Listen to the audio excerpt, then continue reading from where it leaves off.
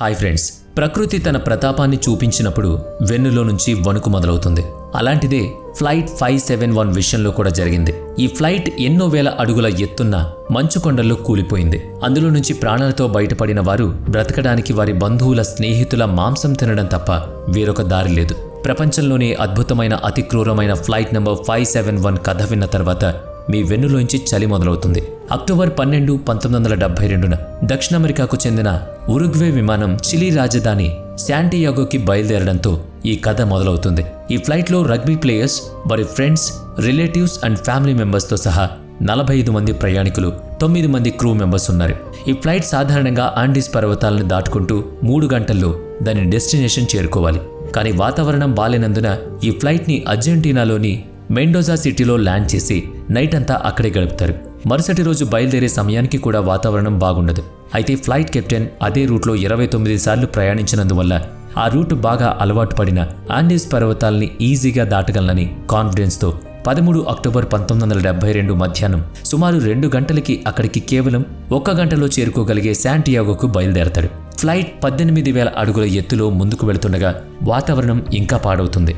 దాంతో ఫ్లైట్కి ముందు ఏం కనిపించదు. కేవలం ఫ్లైట్లో ఉన్న ఇన్స్ట్రుమెంట్స్ మీద ఆధారపడుతుంది ఫ్లైట్. 1 గంట ప్రయాణం చేసిన తర్వాత ఆ ఫ్లైట్ ఆండీస్ పర్వతాలను దాటినట్లు భావించి శాంటియాగో ఎయిర్పోర్ట్లోకి ఏటీసీని కాంటాక్ట్ చేసి ల్యాండింగ్ పర్మిషన్ అడుగుతుంది. ల్యాండింగ్ పర్మిషన్ ఇస్తూ ఫ్లైట్ని 11,500 ఫీట్ల కిందకి దించమని ఏటీసీ వాళ్ళు చెప్తారు. సుమారు 3 గంటల 20 నిమిషాలకు మెల్లగా ఫ్లైట్ ఆల్టిట్యూడ్ని తగ్గిస్తూ వస్తుంది. అప్పటికి ఎదురుగా కొండలు కనిపించడంతో ఇంకా ఆండీస్ పర్వతాలు క్రాస్ కాలేదని గమనిస్తారు. అయితే ఎదురుగా ఉన్న ఒక పర్వత శిఖరం చూసి వెంటనే ఫ్లైట్ని పైకి లేపడానికి ప్రయత్నిస్తాడు పైలట్. అయితే అప్పటికే బాగా ఆలస్యం అవడంతో ఫ్లైట్ తోక భాగం పర్వత శిఖరానికి తగిలి విరిగిపోతుంది. దాంతో వెనుక ఉన్న ప్యాసింజర్స్ సీట్తో సహా ఎగిరిపోయి చనిపోతారు. తర్వాత ఫ్లైట్ డిస్బ్యాలెన్స్ అవ్వడంతో ఫ్లైట్ విరిగిపోతుంది. సుమారుగా 3,570 మీటర్ల ఎత్తున ఫ్లైట్ పూర్తిగా స్మాష్ అవుతుంది. ఫ్లైట్తో సహా 12 మంది ప్యాసింజర్స్ చనిపోతారు. మిగిలిన 33 మందిలో చాలా మంది గాయపడతారు. ఇందులో బ్రతికి బయటపడిన వాళ్ళు అక్కడి నుంచి తప్పించుకోగలరా? ఎవ్వరికీ తెలీదు. ఇప్పటి వరకు ఇది కేవలం ట్రైలర్ మాత్రమే. అసలైన స్టోరీ ఇప్పుడు మొదలవుతుంది. సాయంత్రం అవుతుండడంతో రెస్క్యూ టీం దగ్గర సమయం చాలా తక్కువగా ఉంటుంది. బై ఛాన్స్ అప్పటికి వాళ్ళు వీళ్ళను సేవ్ చేయకపోతే వాళ్ళ ప్రాణాలు పోతాయి. ఇక్కడ అదే జరిగింది. చూస్తుండగానే రాత్రి అయిపోవడంతో రెస్క్యూ టీం ఆపరేషన్ ఆపేసింది. అయితే ఆ మిగిలిన ప్యాసింజర్స్ వాళ్ళని ఎలాగైనా రక్షిస్తారని చాలా ఆశతో ఉన్నారు. అయితే తెల్లటి మంచులో అంత చలిలో ఉండడం చాలా కష్టం.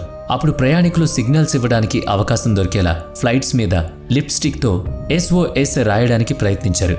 కానీ అది సరిపోకపోవడంతో వారి దగ్గర ఉన్న సూట్ కేసులన్నీ పేర్చి క్రాస్ గుర్తును అమర్చారు. వాళ్ళ మీద నుంచి 3 ఫ్లైట్స్ వెళ్ళాయి. కానీ ఎవరూ వాళ్ళని గుర్తించలేదు. వాళ్ళకి అర్థమైపోయింది వాళ్ళు అక్కడి నుంచి ఎప్పటికీ బయటపడలేరని. ఫ్లైట్స్లో ఉన్న ఒక్కొక్కరు వాళ్ళ పనులు పూర్తి చేసుకున్నారు. రోజులు గడిచిపోతూ ఉన్నాయి. రెస్క్యూ టీమ్స్ వారి మీద నుంచే వెళుతున్నాయి కానీ వాళ్ళని గుర్తించలేకపోతున్నాయి. ఇక బ్రతికే ఛాన్స్ లేదని, పైగా అక్కడ అక్టోబర్ నుంచి మంచు ఎక్కువ కూరుకుపోతుందని వాళ్ళకి అర్థమైంది. అయితే సర్వైవర్కి ఆ ఫ్లైట్ డిబేట్లో ఒక రేడియో దొరుకుతుంది. అది ఆన్ చేస్తే వీరి గురించి డెత్ న్యూస్ వినిపిస్తుంది. ఇక్కడ వారికి చావు నిశ్చయమైందని అర్థమైపోయింది. ఫ్లైట్లో ఉన్న చైర్స్ని చింపి వాటి దూదిని బట్టల్లో నింపుకున్నారు. ఎలాగైనా బ్రతకాలనేది వాళ్ళ తాపత్రయం. ఇక వాళ్ళు బ్రతకాలంటే ఉన్న ఆప్షన్ తినడం. కానీ ఎక్కడ దొరుకుతుంది తిండి? వాళ్ళకి ఒక ఆప్షన్ కనిపించింది. చనిపోయిన వారి స్నేహితులు, బంధువుల ఫ్యామిలీ మెంబర్స్ మాంసం తినడం. ఆ డెసిషన్ తీసుకోవడం ఎంతో కష్టమైన పని కూడా. కానీ తప్పని పరిస్థితుల్లో అందరూ దానికి డిసైడ్ అయ్యారు. 16 రోజుల తర్వాత అక్టోబర్ 29న ఒక పెద్ద అవలాంచ్ వచ్చి వాళ్ళ ఫ్లైట్ని కూడా కప్పేసింది. దాంతో ఆక్సిజన్ అందక ఇంకొక 8 మంది చనిపోయి 19 మంది మిగిలారు. ఇక అక్కడే ఉంటే ఒక్కొక్కరిగా చనిపోతారని భావించి అక్కడి నుంచి మెల్లగా ప్రయాణం మొదలు పెడతారు.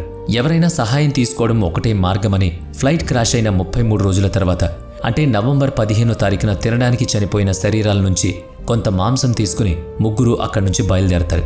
59 రోజుల తర్వాత డిసెంబర్ 11న ఇంకొక అవలాంచ్ రావడంతో ఇంకొక ముగ్గురు చనిపోతారు. సహాయం కోసం బయలుదేరిన ముగ్గురు రాత్రులు ఒకే స్లీపింగ్ బ్యాగ్లో ఒకరినొకరు హత్తుకుని పడుకుని ప్రయాణిస్తారు. అయితే వారు వెళ్లిన ఆ దారి చాలా తప్పు అని అక్కడికి వెళ్లిన తర్వాత తెలుస్తుంది. అప్పుడు వాళ్లలో ఒకరిని వెనక్కి పంపించి మిగిలిన ఇద్దరు అక్కడి నుంచి ముందుకు వెళ్లడానికి నిశ్చయించుకుంటారు. పెరాడో అండ్ కనేసా అనే ఇద్దరు ముందుకు సాగి వెళ్తూ ఉండగా వారికి ఒక నది దారి కనిపిస్తుంది. దాని వెంట వాళ్ళు సుమారు 9 రోజుల పాటు ప్రయాణిస్తారు.